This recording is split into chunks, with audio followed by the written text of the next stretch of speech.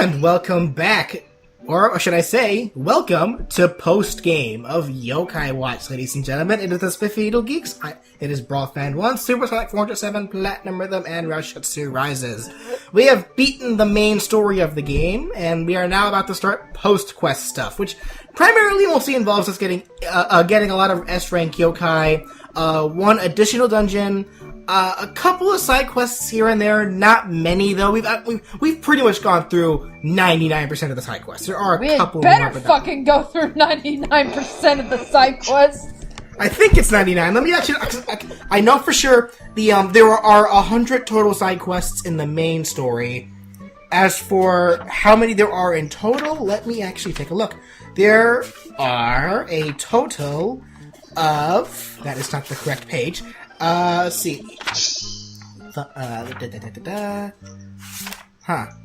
Or no, those are favors. Let's see. There are a total of 110 side quests, so we only have 10 left. God damn it! I guess all we consider 10 isn't that bad.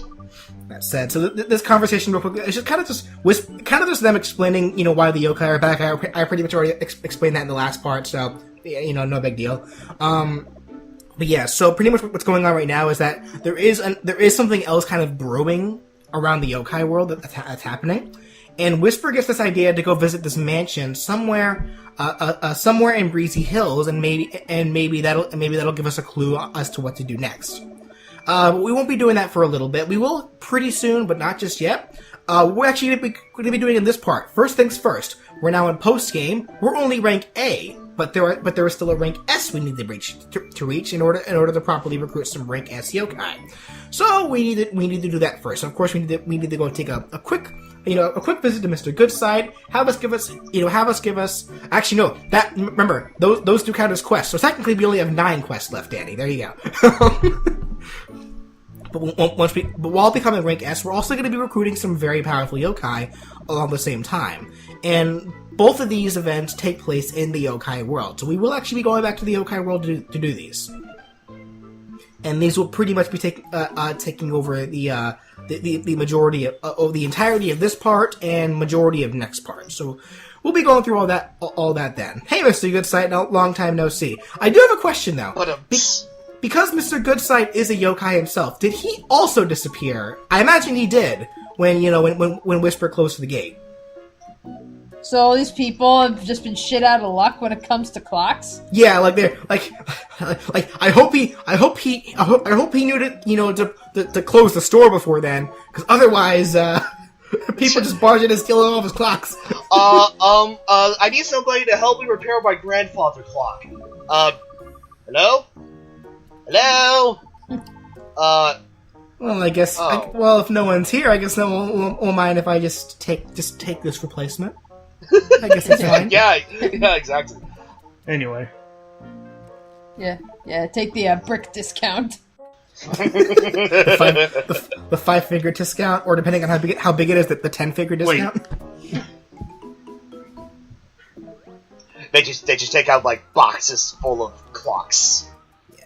Anyway, so here is the first of the new yokai. Actually, here we go. So these. I'll explain that in a second. This is Blizzaria. Okay. This is by far, hands down, #1 spot. My favorite yokai.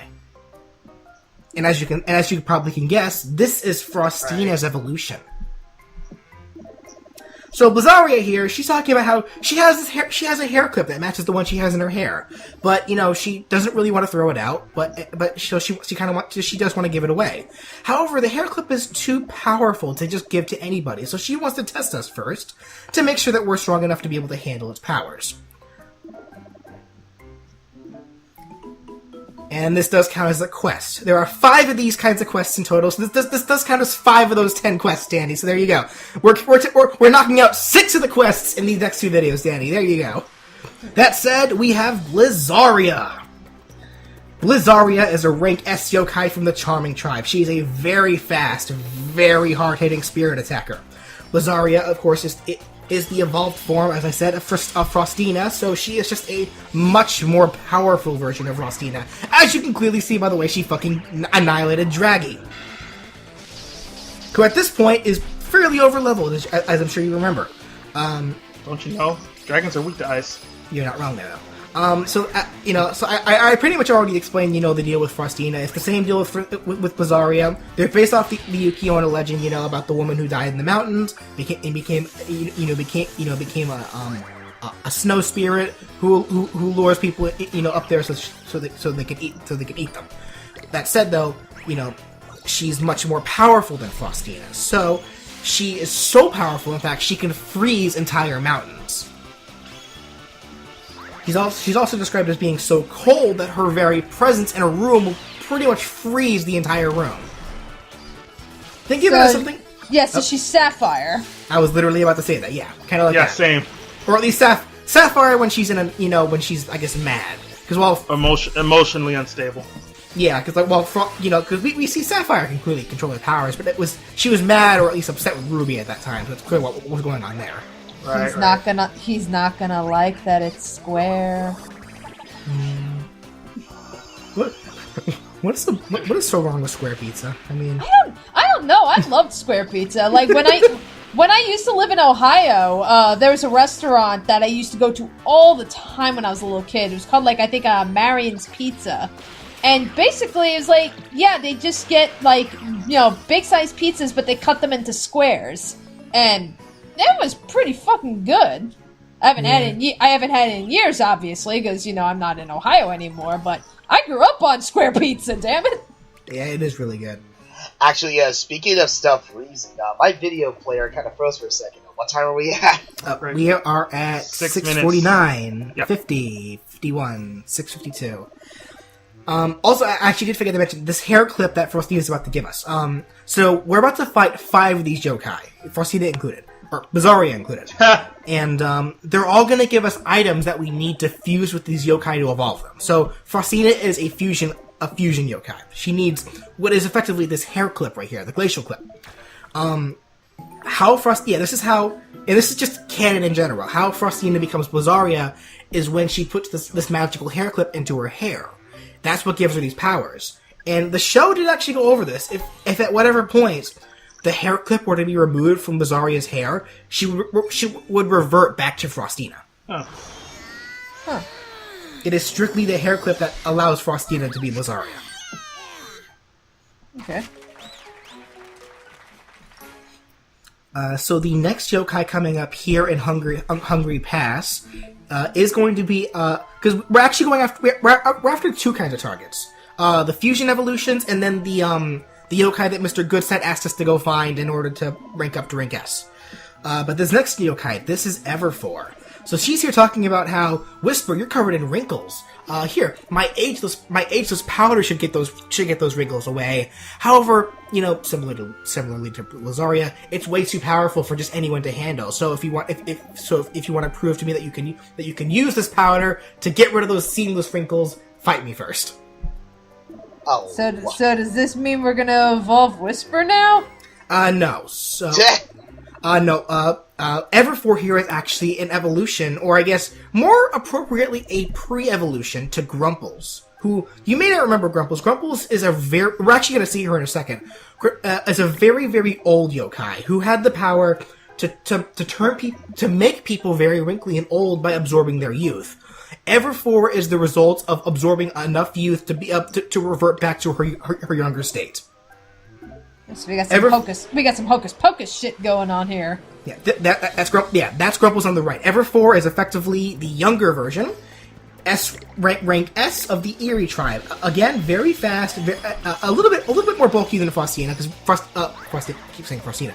Bizarria, who's a glass cannon, but she's also a spirit attacker. And as I was just explaining, effectively, Everfor, she is the result of Grumples absorbing enough youth to, be young again, to, have clear skin. She may be thousands and thousands of years old, but she looks like a young girl, or I guess a young woman, I should say. I don't know. I guess it's up to interpretation how old she may look. Regardless of such, that said, these effects are temporary. If she wants to keep the state, she does need to keep stealing the youth of other people. Think of it similar to what was her name? The bad guy from Tangled, the Mother Mangle. Oh, yeah, I know who you're talking about. Was it Mother Mangle? I think it was her name. My Something like God. that. But Oh my it's the God, same. I am having such a brain fart right now. How the fuck do I not know my Disney villains? It's the same deal, though, where, you know, in that movie, she needed to keep singing the song to Rapunzel's hair in order to stay young, but she would age, you know, we noticed she would age a little faster because she's still technically very old. It's the same deal for Everforth here. Because she's technically very old, her appearance will age rapidly unless she continues to suck up youth. Yeah. Well, that's like I was saying, like, even like Hocus Pocus, like the three witches. Yeah. In that movie. Like, I mean, it's literally the exact same thing. Like, they like suck the souls out of children to stay young. That sounds actually kind of, you know, pedophilically creepy. Ugh. Yeah. Have you not seen Hocus Pocus? I actually have not. Yeah, it's a cute movie. Cute, she says. Yeah. Like, I liked Hocus Pocus when I was a kid. I know that's a movie that's played kind of semi-regularly on the Disney Channel during Halloween. I've just never seen it. Yeah. If it's on again, you know, by all means, check it out. You know, that's like, I know there's some people that have their gripes with it and everything, and while I can certainly understand where some of those gripes are coming from, it's certainly by no means a bad movie. Yeah, it's like, I know I've seen that movie a few times when I was younger, but I haven't seen it in recent years. Anyway, so this Timmy Devil here, this is actually one of the yokai that we need to fight for Mr. Goodsight in order to rank up. Yeah, so just fight this guy, and then there'll be two other guys after that. If I recall correctly, I believe he said that we need to fight Timmy Devil, we need to fight Impasse, and we need to fight Apak. And all three of them are in the different worlds, are in the different underlayers of the yokai world. Okay. So Timmy Devil's here is here in the in Hungry Pass. That said, back to the topic of Square Pizza. I actually we're in Hungry Pass. I'm actually a little hungry right now. I've had a very intriguing kind of Square Pizza in the past. It was like it was definitely pizza, but it was cut in such a way where they weren't like, you know, typical pizza slices. They were like bite-sized squares. Oh, yeah, I know what you're talking about. Like they were cut very small, so you could just cut them up, put them all on a plate together, and just snack on them. Like, those are really good, I found. Yeah, that's actually how like that restaurant that I was describing earlier, Marion's back in Ohio. That's how they actually cut their pizzas. Oh, like sweet. they cut them into little bite-sized squares. It's like, you know, get it with some extra cheese, and it's just so good. Nice. It's like there's this pizza place that it's called Italiano's. It's pretty good, though. It's like the default pizza place that my parents always order pizza from, and it's not really my favorite. Like, I love the fettuccine that they serve there. I love their fettuccine. But like the pizza is kind of mediocre there, to be honest. But my parents seem to fucking love it, so whenever they order pizza, they always get it there, and I'm always kind of like I'll eat it. It's not bad by any means, but like there were just other pizzas that I just loved so much more. Right. I like how I'm a Papa John's person when it comes to pizza. Damn it! What's the matter, Ryan? You know, all this talk of pizza. Okay, God, I hate it when this kind of shit happens. It's like, here I am, I'm literally about to leave the store I work at, about to head home, you know, all that shit. And I'm thinking to myself, I feel like I need to get something, but I completely forgot what it was. I'm sure it's not important. But then you bring a pizza, and it's like, fuck, I forgot to get a goddamn pizza! How dare you? Anyway, damn it! This is Chihuahua. This is Pupsicle's evolution. So this is the third of the yokai fusion items quests that we can do down here after you beat the game. So what's happening here is that Chihuahua is making fun of Whisper's shape and making fun of the fact that he's not wearing any clothing. So Whisper's like, you know what? Give me your cloak, fucker. And this guy's, no, it's my cloak. On guard. That's effectively what this fight's about. Insulting the egg. Insult the egg. Anyway, with that said, witness the power of the Snow Prince. I guess. Here he is. Chihuahua. I feel like there's a character that I should be aware of. Never mind, continue. Maybe. Chihuahua, rank S of the Charming Tribe, is a very fast and very hard-hitting physical attacker. So Chihuahua is, thanks to that cloak, you know, as you remember with Popsicle, you know, is a frozen puppy made of ice. So he's always cold and always suffering in that sense. But once he put on the cloak, he's now able to control that ice and no longer feels that frigidness. On top of that, is now able to properly more control his ice powers. But he is also described as a type of search and rescue dog, as he's a yokai who will, as opposed to, you know, Blizzaria, who is a yokai who will lure people into the mountains to kill them. Chihuahua is a yokai who will find people lost in the mountains and save them. Nice. Kind of weird to think like that, because, like, you know, because, yeah, when you think of those search and rescue dogs, you think of, like St. Bernards and stuff, like, you know, the typical, like, you know, that typical image. Yeah. Not a Chihuahua. I think the only reason he's, like, I don't know what his name is in the Japanese version, but, I'm fairly certain they went with the name Chihuahua because of the pun on chill. Yeah. Yeah. I know, but still, I mean, that's but like, even you know, he does. I mean, like, I'm just saying, if I'm climbing Mount Everest and I'm, like, you know, dying of, like, you know, frostbite and everything, and I see a Chihuahua coming up my way, my first thoughts are not gonna be, oh, thank God I'm saved. There is a bit of menace to him, especially since, you know, he does have I think there's some kind of sword that he attacks with. Maybe But yeah, an no, ice pick? he is generally a friendly yoke. Just, you know, despite what his earlier conversation with Whisper would make you believe, he is generally a friendly yokai. He is apparently seen as a type of deity among travelers and such. Ah. But that said, now that we've beaten him, we are literally taking the clothes off his back so we can give him to our own Popsicle. Funny. Or at the very least, I think he's giving us a spare. I'm not actually quite sure. Yeah, thanks for the spare cloak. I'll see you in the next upcoming yokai flick of Beverly Chills Chihuahua. Okay.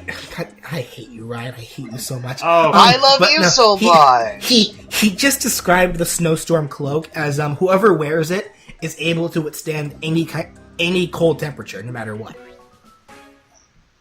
Which is how Popsicle is able to no longer feel cold whenever, you know, when they wear it. Nice. Oh, okay. With that said, though, that will do it for this part of Yokai Watch, ladies and gentlemen. Next time around, we are going to find the remaining 2 fusion item quest yokai that we can find, as well as the remaining 2 yokai we need to find in order to rank up to rank S. Give me that spotlight. Thanks, Desmeralda. We'll see you all then. Boo!